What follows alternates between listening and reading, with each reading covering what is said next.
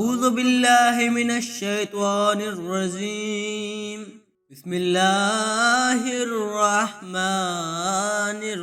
الرحيم.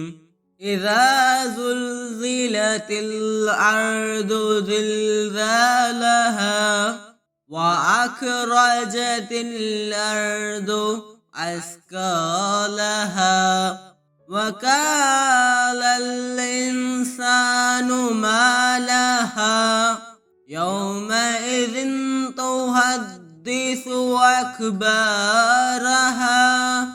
بأن ربك أوحى لها يومئذ يصدر الناس أشتاتا ليروا أعمالهم فمن يعمل مثقال ذرة خيرا يره ومن يعمل مثقال ذرة شرا يره.